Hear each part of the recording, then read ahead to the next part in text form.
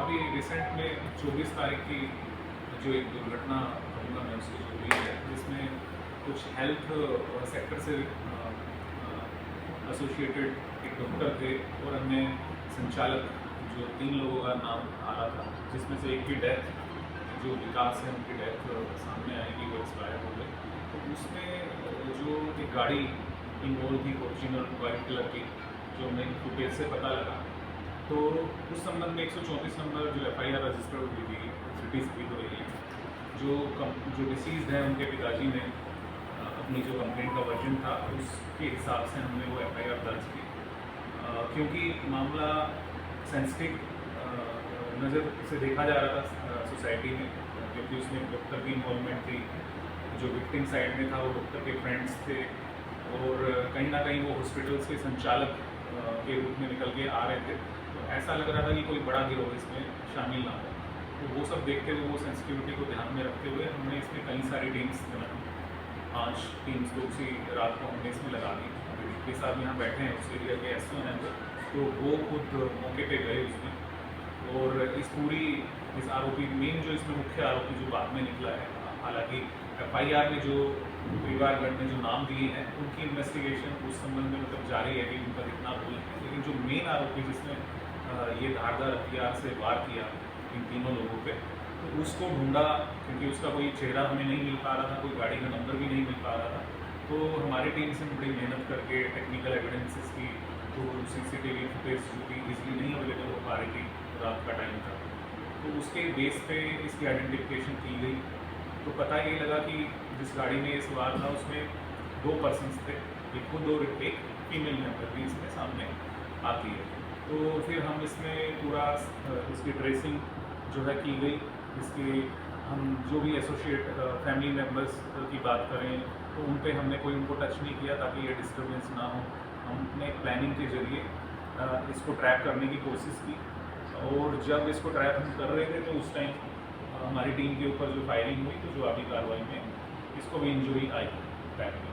तो इस तरह से इसको राउंड अप किया गया, अरेस्टिंग इसकी की गई। उसके बाद में जो इससे पूछताछ की गई, प्लस में जो इसमें जो इंजर्ड लोग 2 और थे उनसे जो पूछताछ की गई, उससे जो निकल के सामने आया, तो उसकी तरफ मैं आपका ध्यान ये दिलाना चाहता हूँ कि ये मामला जो शुरू होता है, जो हमारे 3 गाड़ी के अंदर जो सवार लोग थे विक्टिम साइड से, जिनमें से 2 को फैमिली मेम्बर्स की तरफ से एक्यूज दर्शाया गया है, तो उन्होंने एक छोटे से होटल पे जो पसंद में पड़ता है वहाँ पे कुछ ड्रिंक्स ली है, रास्ते में भी ड्रिंक्स ली है। तो वो आ रहे हैं, और ये जो दूसरे एक्यूज पक्ष के जो लोग हैं, फीमेल और ये ये भी कहीं चंडीगढ़ की तरफ से ये आ रहे थे। रास्ते में इनकी रोड रेज होती है कि पहले तो एक गाड़ी आगे चल रही है, उसने दूसरी को क्रॉस कर लिया, वो धीरे धीरे चला रहे थे, साइड नहीं दे रहे थे एक दूसरे को। तो इस तरह से ये सिलसिला चलता रहा। ये असनतोल से ही लगभग शुरू हो जाता है, और यहाँ हमारी जो है सिटी एरिया में आके सिटीज़ों में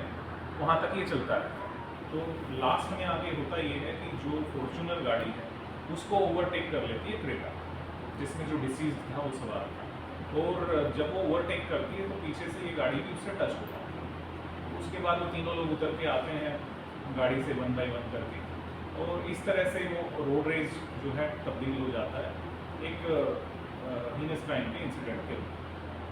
तो इसमें अब तक की जो कार्रवाई है उसमें हमने एक ही आदमी को अरेस्ट किया है, उसकी फर्दर जो है उससे जो रिकवरीज हैं वो की जानी बताया है। तो सर ये बैकग्राउंड कैसी है जो आरोपी पकड़ा गया है? हाँ, जो ये आरोपी पकड़ा गया है इसकी बैकग्राउंड क्रिमिनल हिस्ट्री इसकी रही है। ये अभी 2023 से बेल आउट था एक मर्डर के मुकदमे में, लेकिन वो जो रजिस्टर्ड है मर्डर मुकदमा वो करनाल एरिया में है। उसके अलावा इसके ऊपर अटैम्प्ट टू मर्डर का केस भी है, और जो है जो प्रिजनर्स गुड कंडक्ट एक्ट के अंदर कवर होते हैं केसेस, वो भी इसके ऊपर रजिस्टर्ड है। तो ऐसे करके 9 से 10 केसेस इसके ऊपर रजिस्टर्ड है। सर ये रोड रेस का आपने विषय बताया, जी। जिस दिन मर्डर हुआ क्या सेम डे का इंसिडेंट है या उससे पहले की घटना है? नहीं, जिस दिन ये हुआ उसी दिन का, उससे थोड़ा सा पहले करीब पीछे अगर बात करें तो आधा घंटा 40 मिनट में ये सब हुआ। तो इसमें सर ये भी बता सकते पुलिस बड़ा अच्छा किया, शॉर्ट टाइम में किया, तो कैसे पहुंची कुछ क्या?